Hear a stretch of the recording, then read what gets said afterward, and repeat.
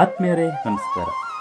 ಗುರುರ್ ಬ್ರಹ್ಮ ಗುರುರ್ ವಿಷ್ಣು ಗುರುದೇವೋ ಮಹೇಶ್ವರ ಗುರು ಸಾಕ್ಷಾತ್ ಪರಬ್ರಹ್ಮ ತಸ್ಮೈ ಶ್ರೀ ಗುರುವೇ ನಮಃ. ಈ ಒಂದು ಶ್ಲೋಕ ನಮಗೆ ಸರ್ಕಾರಿ ಶಾಲೆಯಲ್ಲಿ ಮಾತ್ರ. ಸರ್ಕಾರಿ ಶಾಲೆಯಲ್ಲಿ ಓದಿ ಉನ್ನತ ಪದವಿ ಪಡೆದು ನೆಮ್ಮದಿಯ ಜೀವನ ಕಾಣುವವರು ಹಲವಾರು. ಅದೇ ಸರ್ಕಾರಿ ಶಾಲೆಯಲ್ಲಿ ಓದಿದವರು ತಮ್ಮ ಮಕ್ಕಳನ್ನು ಮಾತ್ರ ಮಾಡ್ರನ್ ಜಗತ್ತು ತಳುಕು ಬೆಳಕಿನಂತೆ ಕಾಣುವ ಪ್ರೈವೇಟ್ ಶಾಲೆಗಳಿಗೆ ಸೇರಿಸಿ ತಮ್ಮ ಗೌರವವನ್ನು ಹಣದೊಂದಿಗೆ ತೋರ್ಪಡಿಸುತ್ತಾರೆ.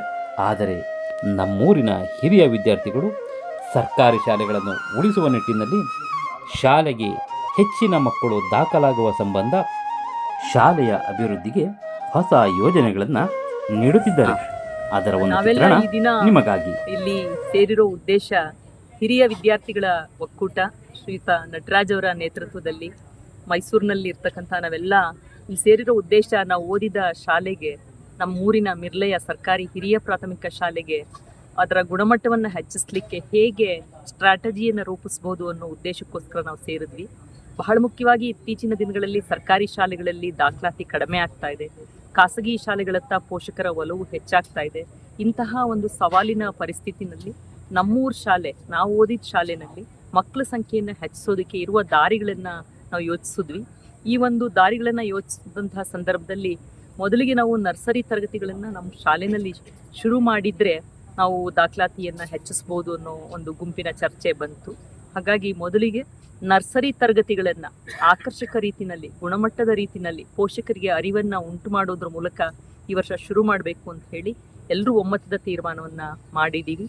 ಇದಕ್ಕೆ ಶಾಲೆಯ ಸೆಕ್ರೆಟರಿ ರುಕ್ಮಿಣಿಯವರು ಸಹ ತುಂಬು ಹೃದಯದಿಂದ ಒಪ್ಪಿಕೊಂಡು ದಾಖಲಾತಿಯನ್ನು ಹೆಚ್ಚಿಸೋದಕ್ಕೆ ತುಂಬ ಪರಿಶ್ರಮವನ್ನು ಪಡ್ತಾ ಇದ್ದಾರೆ.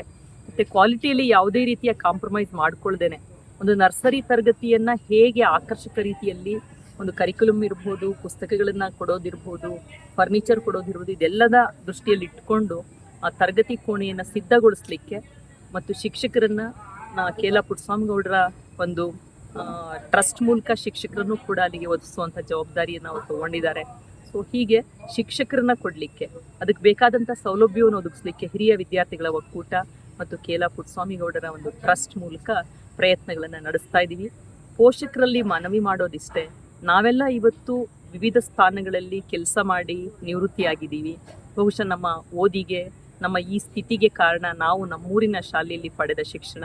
ಅದರಿಂದ ಸರ್ಕಾರಿ ಶಾಲೆಯಲ್ಲಿ ಕೂಡ ಉತ್ತಮ ಗುಣಮಟ್ಟದ ಶಿಕ್ಷಣವನ್ನು ಕೊಡಬೇಕು ಅನ್ನೋ ಪ್ರಯತ್ನಕ್ಕೆ, ನಮ್ಮೆಲ್ಲರ ಒಂದು ಸಂಘಟಿತ ಪ್ರಯತ್ನಕ್ಕೆ ನಿಮ್ಮ ಪ್ರತಿಕ್ರಿಯೆ ನಮಗೆ ಪಾಸಿಟಿವ್ ಆಗಿ ಬಂದರೆ, ನೀವೆಲ್ಲರೂ ಸಹಕಾರ ನೀಡಿದರೆ ನಮ್ಮೂರು ಶಾಲೆಯನ್ನು ನಾವು ಉಳಿಸ್ಕೊಳ್ಬೋದು. ಮಿರ್ಲೆಯ ಇತಿಹಾಸದಲ್ಲಿ ಇವತ್ತಿನ ಸಭೆ ಒಂದು ಆ ನೆನಪಾಗಿ ಉಳಿಯಲಿ ಅಂತ ನಾವಾದರೂ ಕೂಡ ಈ ದಿನ ಬಯಸ್ತಾ ಇದ್ದೀವಿ.